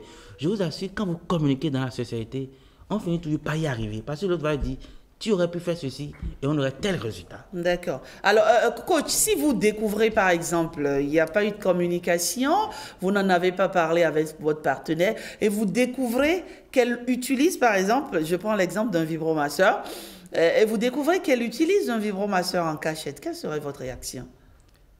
Excusez-moi l'espèce, c'est bizarre. La réaction, je l'ai eue hier. Oui. Il faut être honnête. Parce que quand j'ai eu le titre du débat, j'étais quand même avec ma femme, parce qu'elle était là, elle avait fini certaines choses. Et j'ai dit non, celle-là, tu n'as pas besoin de l'utiliser, je vais la porter moi-même. Hier déjà, je l'ai dit, attention. Je pense que moi, là, j'ai les outils encore pour apporter ce que tu viens acheter là. Ah, on peut être sûr de soi comme ça. Non, on a l'impression que c'est une affaire de macho. Hein? Non, c'est pas macho. C'est, un, je suis coach. Deux, la société, je connais ça par cœur, je sais. Et avec ma femme, je connais les zones érogènes. Par cœur, c'est même trop dit. Donc je sais, je suis un sachant dans le domaine. Donc elle n'a pas besoin de ça. Pour l'instant. D'accord. Madame Awabolo, vous n'avez pas besoin de ça. Je dis bien. À lui seul, c'est... Pour l'instant, il faut ajouter ce mot. Parce qu'avec le temps, on perd quand même des réflexes. Il faut être honnête. Avec l'âge, on perd des réflexes, on a besoin des outils. Alors je suis tout. Je pense que c'est encore là et plusieurs personnes. Donc, il faut que je vous assure, j'ai cette réaction automatiquement. Je dis attention. Et qu'est-ce qu'elle a dit, madame? Elle a ri. Elle n'a pas continué. Bon, elle a ri. Elle a dit, ah bon, j'ai dit ça, là, il ne faut pas l'ajouter. Alors, est-ce que ça veut dire qu'un partenaire qu'il vous cache, par exemple, qu'il utilise un sextoy, est-ce que c'est un message qu'il vous renvoie peut-être en vous disant, écoute, t'es inefficace, t'es pas bon, tu me satisfais pas? Il ne faut pas prendre ça dans ce sens. C'est un message en ce sens que tu peux mieux faire. Si je l'utilise, c'est une communication. Oui, mais si c'est pour tu peux mieux faire, on aurait pu en parler. Exactement. Oui. Vous savez, autant que nous sommes, par rapport à la communication dans la société, on n'est pas les mêmes. Il y en a qui vont communiquer par façon autrement, qui vont utiliser tout pour attirer votre attention. Il y en a qui vont dire. On n'est pas les mêmes, attention. Il y en a qui vont pas dire, mais pour attirer votre attention là-dessus, ils vont peut-être acheter. Pas pour l'utiliser à tout moment, mais pour vous dire attention. Il y a quelque chose. Il y a quelque chose qui Alors, je vais prendre l'avis de Deji. Si tu découvrais, par exemple, que ton homme a des pratiques, utilise, par exemple, ce genre de choses et il t'en parle pas. Bon, s'il ne m'en parle pas, j'estime que c'est pour... soit parce qu'il y a un problème. D'accord. Soit parce qu'il y a un problème, ou soit il a envie qu'on découvre quelque chose de nouveau. Mais cacher, ne pas en parler, cela entraîne un peu une malcompréhension dans le couple. Je pense qu'il faut en parler. De toute façon, on n'en a pas encore parlé.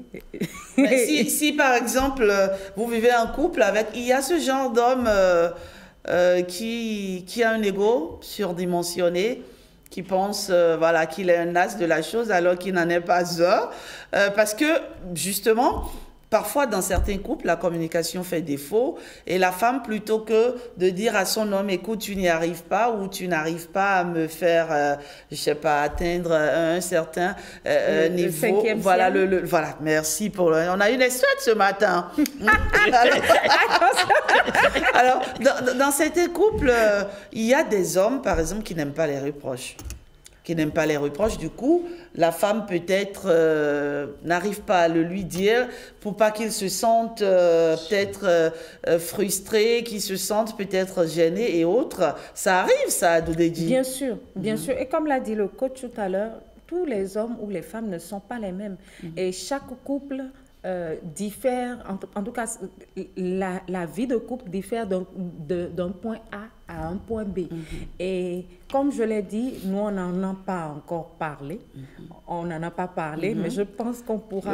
Je sens que dans les jours à venir, le débat va se faire. Hein? Oui, à la maison. On va continuer le débat à la maison. Mais je crois qu'aujourd'hui, on devrait éviter les tabous. Parce que le monde, il évolue. Et aujourd'hui, dans les couples, ce que nos parents vivaient par le passé n'est pas le même aujourd'hui. Et nous sommes jeunes. Nous avons les réseaux sociaux là, qui nous montrent plein de choses. Aujourd'hui, ce n'est plus un tabou. Ils le vendent en ligne. À tout moment, vous allez sur TikTok, vous tombez sur la page d'une dame ou d'un monsieur qui vous montre comment ça marche, comment ça fonctionne. Comment ça fonctionne avec des images et autres. Vous avez forcément envie d'utiliser. Mais moi, j'ai une question. Est-ce que quand on ouvre cette boîte-là, quand on emprunte ce chemin, est-ce qu'il n'y a pas des risques de tomber dans certains travers? Parce que je me dis, il y en a tellement, en réalité, il y a tellement de sextoys aujourd'hui que on en découvre un, peut-être demain, on a envie d'en découvrir un autre. Et il y a des pratiques vraiment à la clé qui... Oui. Et là, ça me fait revenir à un film qui était passé sur nos écrans il y a bientôt 4 ans, 5 ans. J'espère que je vais... 50 nuances de Grey. De Grey. Ah, ce film. Qu'est-ce qu'il est sensuel? Et c'est en quelque sorte, en fait, vous voyez un peu un homme qui est attiré par autre chose. Ouais. On a l'impression qu'il est un vicieux, mais au finish, la dame a finalement accepté. Quand vous aimez quelqu'un, quand vous êtes avec quelqu'un, vous êtes obligé de comprendre en fait la personne. Vous analysez la personne, vous savez de qui il s'agit. Il y a des limites aussi, hein? Il y a des limites. Il y a forcément. C'est pour cela que je voulais également bondir là-dessus. Il ne faudrait pas que cela remplace en réalité l'acte sexuel en lui-même. C'est un jouet. On l'utilise pour stimuler, donner un peu de piment au couple, mais il ne faudrait pas que cela devienne une addiction. Sinon encore, on va vers la cassure, on va vers un divorce. Donc c'est mon avis, je pense qu'il faut essayer. C'est pas vilain d'essayer quand même. Coach. Non, je reste avec Madame Doudéji. Il faut essayer. Je vais vous dire quelque chose pour les hommes. Ça ne veut pas remplacer la césarienne. Ça ne veut pas remplacer. Mais ça va nous aider quand même. Ça va nous aider. Attention, on parle quand même de vibrations. Il y a des vibrations où rien ne peut donner ça. Il n'y a que ça. Faut pas. Donc, ça va quand même nous aider dans les couples. Ça va nous aider parce que je vous assure, on a besoin de nouveau. Il ne faut pas que quand la femme ou bien l'homme utilise, qu'on dit qu'il est vicieux. Non, s'il était vicieux, il allait faire ça ailleurs. Que ce soit des moments vraiment de communion. D'accord. Pas qu'on le dit, c'est des vrais moments de communion parce que rien ne peut remplacer cela. Lorsqu'on a travaillé toute la journée, toute la semaine, on a envie de faire autre chose qui nous crée la joie, qui nous donne une sensation forte et qui nous emporte partout en restant bien sur terre. Alors donc, c'est extrêmement important. Et surtout, il faut le faire ensemble. Ensemble. C'est important. C'est pourquoi il dit que ça crée la communication. Sinon, ça ne marchera pas. Il faut le faire ensemble, choisir ensemble, lesquels utiliser.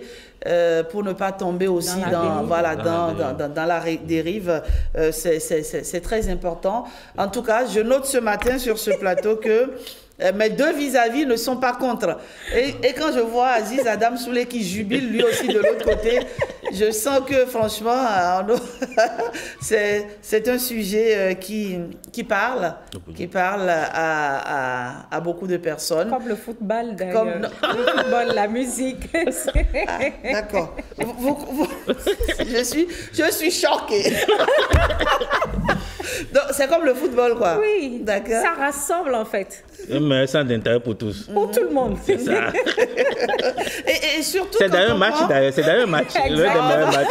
On va retrouver Nadège Sani dans un moment avec elle. On va relayer les avis de nos internautes. Moi, surtout l'aspect qui, moi, m'intéresse et m'interpelle ce matin, c'est que ça amène du piquant dans le couple. N'est-ce pas? Ça vous éloigne de la monotonie, ça amène du nouveau. Et donc, forcément, on se redécouvre, on s'aime à nouveau, on s'apprécie à nouveau, on vole. Bon, oui, non, ça veut que là, ça devient une scène. C'est-à-dire que ça devient? C'est un peu une monotonie, ça devient une scène. Je ne veux pas dire théâtral, mais... On joue des rôles, on est en action, on vit pour un objectif. Il ne faut pas qu'on nous taxe ce matin de faire la culture du vice, hein? Non, pas du tout. Non, coach. Non, donc ça crée deux individus qui veulent ensemble atteindre un objectif et qui jouent le jeu pour ça. Et non, on sait déjà ce qu'on veut faire et puis bon, ça va vite. Non, là, on est en action pour un objectif et c'est en commun. Chacun joue sa partition pour un objectif. Et ça, je dis, c'est une communication. La communication, c'est pas quand on parle, mais c'est quand on veut ressentir ensemble et on est en action, en mouvement, sans parole, pour quelque chose. C'est pourquoi le mot communication m'a tellement intéressé. Parce qu'on communique en le faisant. Pas toujours avec la langue, c'est pas le langage, mais communication sensuelle de nos corps communiquent, nos yeux communiquent, notre esprit en communication. Pour un objectif, c'est extrêmement important pour les couples. Parce que je vais vous dire un truc. Une bonne qualité de vie de couple passe aussi par de meilleures sexualités, des meilleurs moments de sexualité. Où dans cette sexualité, on communique, on dit, on ressent, on s'exprime, on dit, la prochaine fois, on se donne un autre rendez-vous. D'accord. Très bien. Un rendez-vous pour tout de suite, pour le lendemain, ou bien pour les heures à venir. Coach, Coach. C'est ça la vie, en réalité. Et il faut dire que allez, on va recevoir. Oui. C'est ça. On va recevoir Nadège Sani. C'est un débat très, très intéressant. En tout cas, je suis sûr que ça intéressera aussi notre réalisateur du jour, Émile Roenayan. C'est des sujets qu'il aime bien aussi. Hein. Jean Obimer aussi, c'est certain. Arnaud Tosset aussi, on n'en parle pas, hein, évidemment. Je suis certaine Madame, que... il a dit que c'est comme le football. Ça déteste tout le monde. D'accord, allez. Ça interpelle en fait tout le monde. Ça interpelle, oui. Quand il y a deux exactement. équipes, que ce soit dans le même pays ou de la sous-région, il y a forcément quelque chose à gagner. Équipe de 2 personnes seulement. Voilà. C'est pas Marcel Zohon qui est à l'infographie ce matin qui nous dira le contraire. Pas Herman aussi, hein, qui est à la maintenance. Allez, bonjour Nadège. Bonjour à vous Rachidat, bonjour à tous. Alors, la question du jour, elle était celle-ci. Quelle serait votre réaction si vous apprenez que votre partenaire utilise les sestoys? Bien sûr, Rachidat, je voudrais remercier particulièrement nos amis internautes qui ont réagi massivement à ce post.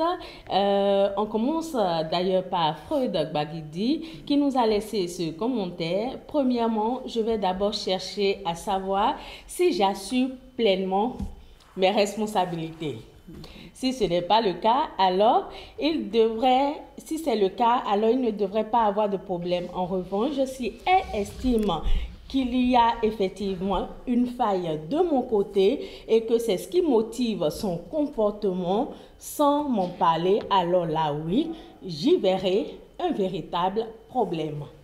Odette, votre Altesse, a également réagi et estime que si l'utilisation se fait en son absence, elle comprendrait que cette option est passagère et suit une logique, rester fidèle à sa partenaire. D'accord, oui.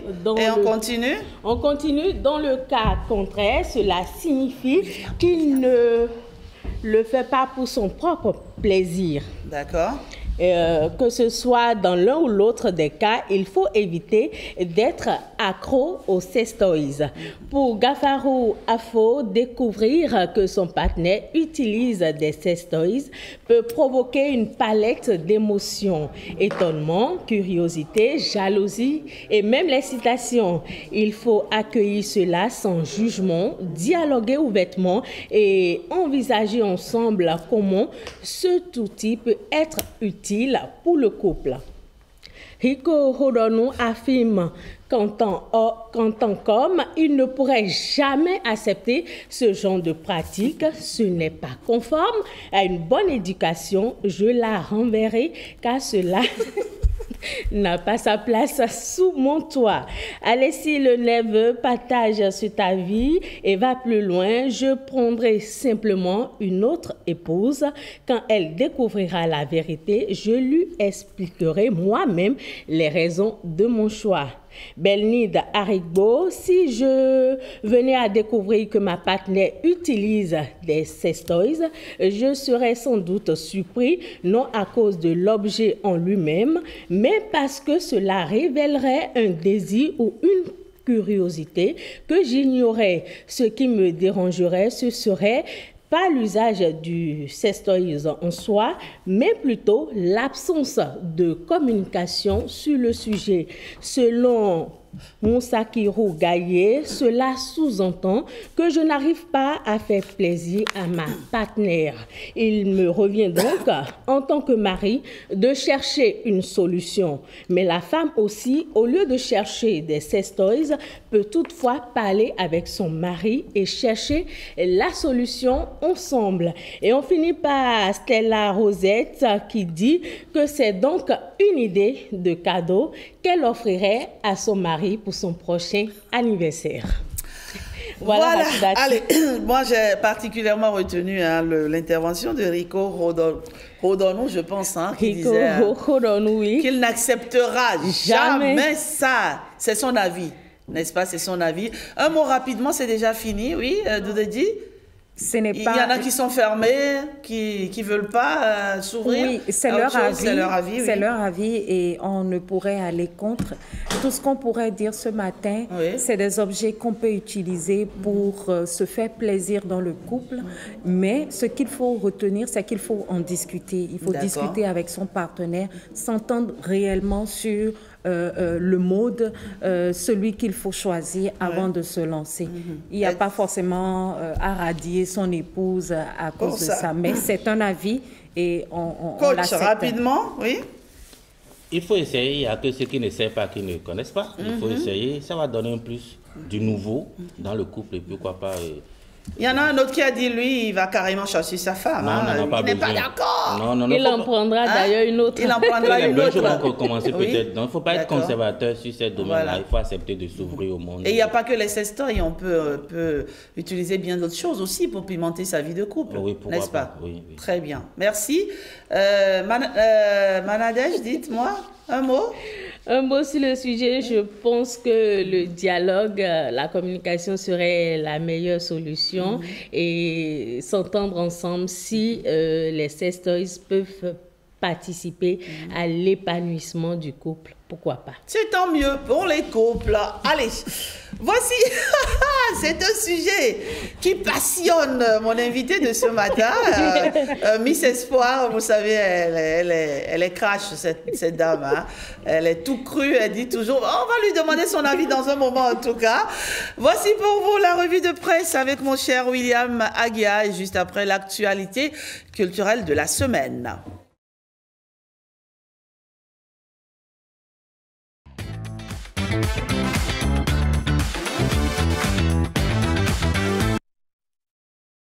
Alors, la revue de presse avec vous, William Maguia, et on démarre par cette actualité liée aux attaques terroristes du 17 avril dernier.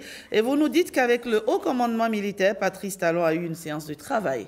Oui, des séances de travail qui ont permis au chef de l'État d'évaluer avec le haut commandement militaire la situation, les stratégies, mais également de faire le point des équipements commandés, ceux déjà opérationnels, mais également ceux dont l'armée aurait besoin pour être encore plus performante, indique le porte-parole du gouvernement dans les colonnes du quotidien Le Télégramme.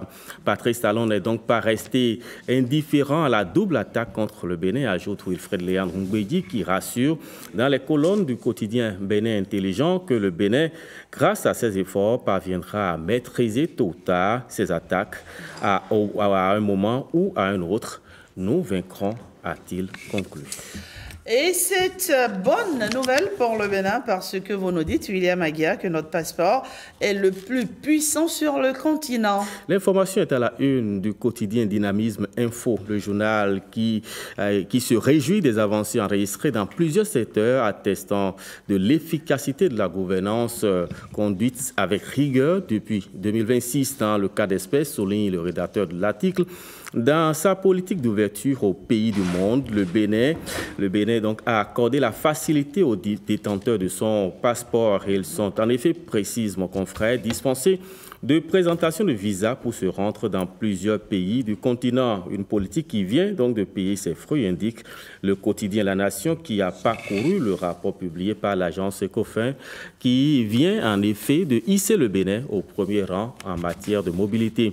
Le rapport publié dans les colonnes du quotidien du service public souligne que le passeport béninois permet l'accès sans visa préalable à 35 pays sur le continent, 35 dont 23 sans condition préalable, 11 via visa à l'arrivée et un pays via autorisation de voyage électronique. Le Bénin se présente ainsi comme l'un des pays rares du continent à avoir supprimé la nécessité du visa pour les détenteurs de passeports africains avant l'entrée sur son territoire. Nous étions donc en 2017, précise le rédacteur de l'article, une initiative qui a été suivie par la Gambie en 2019, le Rwanda en 2023 et puis le Ghana en 2025.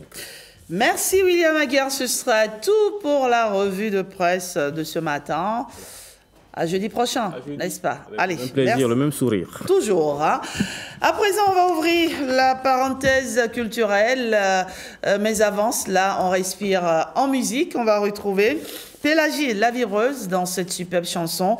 Le titre, c'est Naïlé, un clip beau à voir. Regardez, on se retrouve juste après.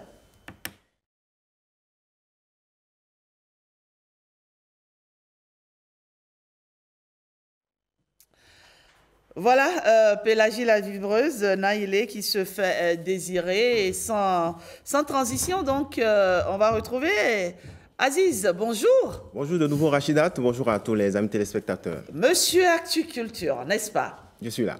Allez, aujourd'hui, nous avons également des rendez-vous à prendre pour ce week-end. C'est un nouveau week-end et on se doit, n'est-ce pas, voilà, de se lâcher, d'informer les amis téléspectateurs. D'informer. Et en ouverture, les amoureux du slam sont attendus, n'est-ce pas, à l'Institut français de Cotonou pour un spectacle où tout le pouvoir est donné à cet art. Le temps d'une soirée, évidemment. Le temps d'une soirée, le temps également pour ses amis amoureux, en tout cas, de la littérature, amoureux de déclamation poétique, oui, amoureux également de maniement de la langue française, mesdames et messieurs, pour passer plusieurs messages, plusieurs thématiques, pour prendre conscience véritablement de cet état, en tout cas de certaines difficultés de la société. C'est pour, en tout cas, ce vendredi à partir de 20h, c'est du côté de l'Institut français de Cotonou, Rachidat. Et nous allons maintenant à Parakou, dans la cité des Koboros, cette fois-ci pour parler littérature, avec les rencontres d'Ogissimi, c'est à l'Institut français. Oui, à l'Institut français de Parakou, du côté de la cité des Koboros. Et ça a déjà démarré d'ailleurs depuis hier, jeudi, et ça va se poursuivre pour ce 25 avril et samedi.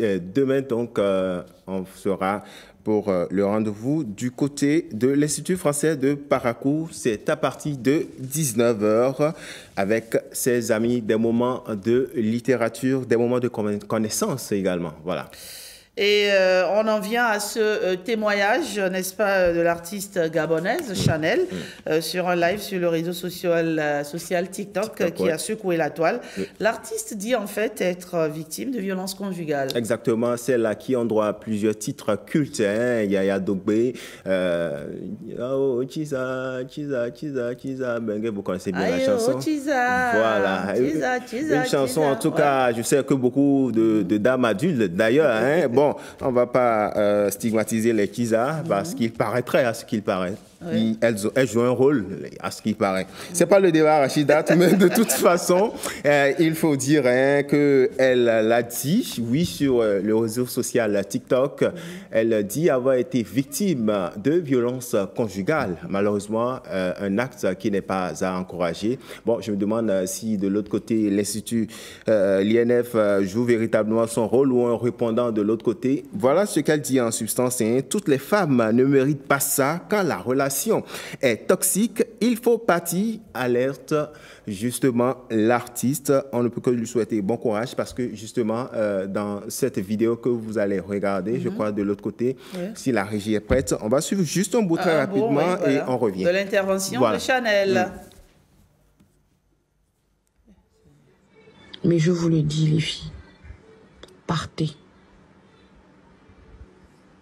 N'écoutez pas les promesses.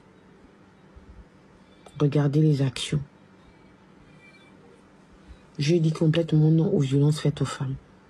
Non. Et en plus au mensonge, non. Manque de respect, non. Sincèrement. L'enfant va bien, l'enfant va très bien. Merci beaucoup. Ce que je vous dis,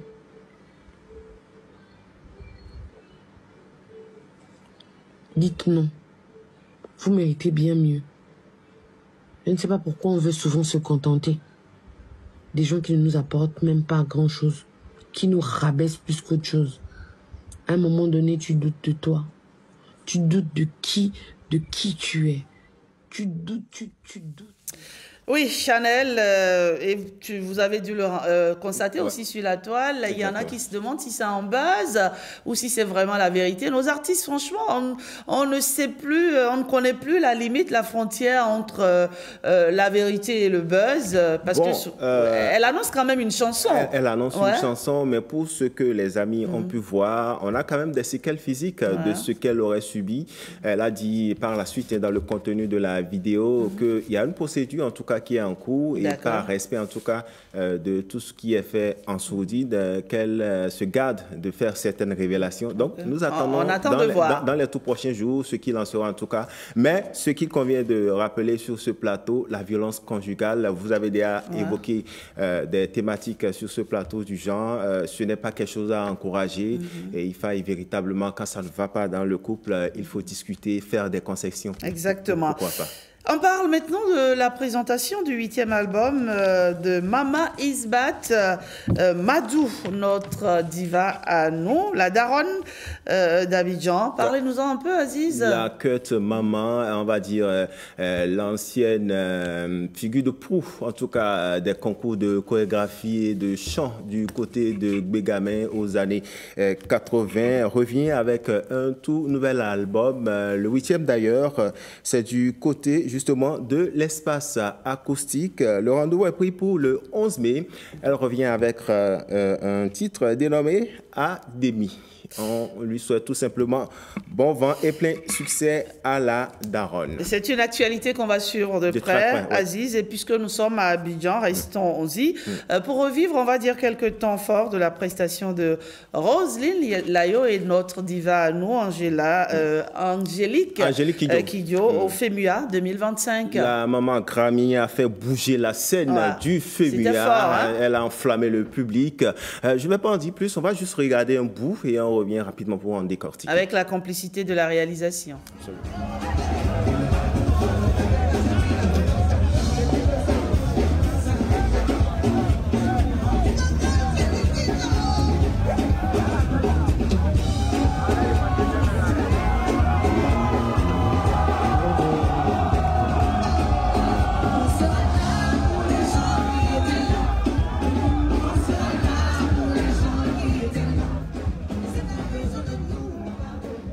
De soucis. Vous chantez très bien. On sera là pour les gens qui étaient là. Également pour les personnes qui se sont rendues disponibles pour nous en son temps. C'est vrai que la chanson, elle paraît simple, mais passe un message assez évocateur, assez poignant. On sera là, donc, ce titre-là qui fait le tour actuellement des chaînes de radio et de télévision sur l'ensemble des canaux digitaux également. La toile qui bouge en ce moment avec On sera là. On ne peut que souhaiter en tout cas bon vent également à l'artiste Roselyne Layo, l'ivoirienne, qui a demandé cette collaboration qui, ma foi, fera encore et encore des millions de vues. Alors, Rachidat, mon cher Aziz.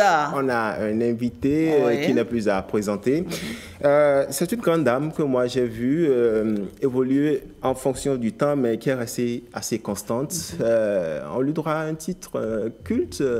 Mama Dagbe, Adjiado Tacheme. Et effectivement, nos mamans ont assez souffert pour nous. Oh là là, tu me plonges là-dedans. Beaucoup de nostalgie. C'est nostalgique, voilà. On lui doit ce titre-là, en tout cas, qui, quand parfois on pense à sa mère, qu'elle soit présente ou même de l'autre côté, en tout cas des cieux, on ne peut que lui dire, en tout cas, merci pour cet héritage. Alors, on ne va pas aller loin, il s'agit de celle-là également. Je souhaite vivement d'ailleurs que cette initiative puisse se pérenniser, qui en tout cas permet aux hommes de l'armée de magnifier toute la splendeur, tout ce qu'ils font en tout cas pour la sécurité dans notre pays. Cette initiative, on va lui demander de toute façon pourquoi entre-temps ça n'a pas prospéré, mais pour le moment elle nous revient avec un beau bébé, mais bon, trop de suspense, c'est pour les amis téléspectateurs. Bonjour, Miss Espoir. Bonjour. Miss Espoir, bonjour, merci d'être avec nous ce matin. Je l'adore, cette dame. Oui, franchement. Toujours rayonnante. Oui, toujours aussi belle. Le temps, il passe, mais Miss Espoir, elle reste toujours aussi belle, changé. Aussi souriante. Comme le dit l'autre, elle est infalsifiable. Ouais, et toujours aussi généreuse, surtout. Bah oui. C'est ça. Et Miss Espoir, vous nous revenez au devant de la scène avec Maon Mio. C'est ça. Maon Mio, c'est le titre, le tout nouveau son, le bébé, on va dire, de Miss Espoir. Maon Mio, ça veut dire quoi? Maon Mio, ça veut simplement dire ne m'oublie pas. Et ce Maon Mio, ce n'est pas une chanson d'amour, c'est une chanson pour demander à Dieu de ne pas m'oublier. D'accord, très bien. Alors, qu'est-ce qu'on fait? On découvre, non? On découvre Maon Mio, signé Miss Espoir. Mawomio, signé Miss Espoir, c'est soft, c'est doux, ça câline, ça résonne comme une caresse à l'âme. Un appel à l'éternel, n'est-ce pas? Un appel à l'éternel. Mawomio, c'est quoi? C'est finalement, ça résonne comme un appel. Un appel du plus profond de toi-même, Miss Espoir. Oui, de tout être humain, de chaque être humain. En fait, on a besoin de lui, de plus en plus de Dieu, parce que la vie devient de plus en plus dure, les humains deviennent de plus en plus compliqués, tout ça là. Donc, on a encore plus besoin de lui, quoi. Alors, c'est vrai que Miss Espoir, on t'a vu sortir pour une fois d'un registre qu'on ne te connaissait pas. On a pu voir quelques percussions, notamment du caca dedans. D'où te vient cette inspiration? Je viens de là-bas. Voilà. Je viens de là-bas, du côté de ma maman. Je suis née, j'ai grandi à Avrancourt. J'étais tout le temps dans la maison de Adjaroui, donc c'est tout normal. Normalement, c'est ancré en moi. N'est-ce pas? Alors, quelle sera la suite, si tu le permets, Rachidat, quelle sera la suite pour ce bébé-là? La promotion, comment ça se passe depuis que ce clip est sorti? Parce qu'on a déjà vu quelques challenges également. Oui, par rapport à la promotion, j'essaie de faire par rapport à mes capacités de bord. Tout ira assurément. Donc, voilà. Voilà. Et donc, voilà, c'est une chanson forte. Elle a dit tout à l'heure, les humains sont compliqués. Deviennent de plus en plus compliqués. Par exemple, la chanson de Roselyne et de maman Angélique Kidjo, On sera là. Tout le monde n'est pas là pour les gens qui ont été là, malheureusement, aujourd'hui. Parce qu'aujourd'hui, plus tu es là, plus tu n'as plus de valeur pour la personne pour qui tu as été là. Autrement, tu penses que certaines personnes sont souvent récompensées en monnaie de singe? Oui, souvent quand tu es là, la personne pour qui tu es souvent là, te voit, c'est parce que toi, tu n'as pas de valeur, c'est pour ça que tu es tout le temps là. Donc, moi, par rapport à mon expérience, je pense le contraire. Plus tu es là, plus tu es moins considéré. Mais on a le sentiment, quand on suit Miss Espoir, que vous avez été beaucoup déçus, hein, par l'humain. Par l'être humain. Par moment, on vous sent, vous êtes tellement... déçu, très déçu. C'est pas côté sentimental. Dans la corporation, malheureusement, c'est pas côté sentimental. Sur ce côté, ça va. Dans la corporation, partout. J'ai trouvé les êtres humains de plus en plus très très compliqués. Mais ça ne t'enlève pas ton côté, ton bon cœur. Non, côté nos parents, ils étaient plus conciliants, ils étaient plus humains. Nos parents, mais la génération d'aujourd'hui, on dirait qu'on est en train de devenir extraterrestre un peu. Mais dans le monde des artistes, vous dénoncez parfois aussi ce manque de solidarité. Oui, malheureusement. Et puis dans la corporation, il n'y a pas d'amour, il n'y a pas de pitié. Le showbiz béninois, manion de pitié. C'est un peu comme une jungle, quoi. C'est bizarre, ça devient de plus en plus compliqué. Par exemple, à Abidjan, ici, quand on voit une personne se donner à fond, on le soulève. Faut lui donner la force. Et tout. Au Bénin, c'est pas le cas. C'est le contraire. Et puis, moi, je veux souligner une partie qui m'arrange, parce que beaucoup, je n'en parle pas. Moi, je suis la seule femme artiste en situation de handicap. Et malgré tous les efforts que je fournis, au lieu que le milieu, les Béninois disent mais elle aurait pu se cacher et tout, regardez tout ce qu'elle arrive à faire, on la soulève, et c'est le contraire qui se passe avec moi. Alors qu'à côté, dans les autres pays, les personnes en situation, regardez Bébé sans hausse de main, regardez Grand P, ils chantent rien, mais on dit bon, avec cette situation, s'il se lève, il se bat pas, on le soulève pour qu'il oublie son côté en situation de handicap. Alors que moi, je travaille à fond, je fais de magnifiques choses, malgré mes moyens de bord, mais plus je me donne plus dans le milieu. Et vous recevez des coups. Oui, on dit, par exemple, quand quelqu'un va proposer Miss Espoir, on dit, oh, Mayo Ménéola, mon Yanni là, alors que je n'ai jamais rien fait. Je vous promets, j'ai jamais rien fait à quelqu'un. Moi, je fais qu'aimer. Mais est-ce que c'est pas parce que vous êtes aussi un peu trop direct? Non, vous dites les choses comme vous le pensez. Mon côté direct, c'est seulement dire je t'aime. Je ne sais pas faire des reproches aux gens. Je ne fais pas de reproches à quelqu'un. Quand je suis avec tout le monde, que ce soit mon mari, même ma femme de chambre, je lui dis tu es belle, je lui fais des câlins et tout. Donc mon côté cru, c'est l'amour que je donne. D'accord. Mais sur les réseaux, on a tendance à dire de Miss Espoir parce qu'elle est souvent directe. Je reviens toujours là-dessus. On a tendance à penser que vous êtes un peu dépressive. Quand vous dénoncez des choses. Je suis tout. Sauf la dépression ne fait pas partie. C'est le lieu de le dire. La dépression ne fait pas partie de mon vocabulaire. Pourquoi? Parce que je suis tellement remplie d'amour que je ne ressens même pas. Je dis souvent que je suis l'artiste la plus chanceuse du Bénin. Je suis bénie, je suis chanceuse. Donc, mais j'essaie de dénoncer certaines choses parce que moi, je suis uniquement pour l'amour. Je n'aime pas là où il y a l'injustice, là où il y a conflit, là où il y a manque d'amour. Quand je vois des personnes qui n'ont pas de cœur, j'essaie de dénoncer pour que la situation change. Et c'est ce qui se passe partout, même en Côte d'Ivoire. Quand il y a un petit truc, les gens en parlent. En tout cas, vous revenez au devant de la scène avec Maon Mio, qu'on accueille déjà avec beaucoup d'amour, beaucoup de chaleur. Miss Espoir, c'est des années d'expérience, on va dire. Un parcours franchement extraordinaire. Un parcours qui nous enchante finalement. Alors, vous avez beaucoup donné au public. Qu'est-ce que vous attendez de ce public aujourd'hui que vous n'avez pas encore eu, Miss Espoir? C'est un peu ce que j'ai dit tout à l'heure, mais en même temps, le soutien, mais franchement, pour dire vrai, le peuple béninois, l'expérience que j'ai vécue, les Béninois sont des personnes les plus extraordinaires. Je profite pour dire un grand merci aux Béninois pour leur amour, pour m'avoir accepté dès le début de ma carrière. J'ai été acceptée tout de suite, c'est pas donné. Parce qu'il y a beaucoup d'artistes qui se donnent, mais qui n'ont pas été acceptés tout de suite. Mais moi, déjà, au premier single en 2004, j'ai été acceptée en même temps par les Béninois. Donc, moi, je n'attends rien des Béninois. J'attends juste qu'on te donne de la force. Des gens qui sont concernés dans le milieu, dans le milieu du showbiz. Dans le milieu du showbiz, que les gens changent, copient un peu ce qui se passe ailleurs. Qu'on soit plus solidaire, qu'on se soutienne, qu'on donne la chance à tout le monde. Qu'on donne la chance à tout le monde, tu vois, et que ça soit pas mais le je sais pas si vous elle ne change pas, Miss Espoir. Vous savez quelle est ma chanson préférée? C'est vrai, Mama Dagbe, on aime, c'est forcément. Je sais. Mais j'aime bien.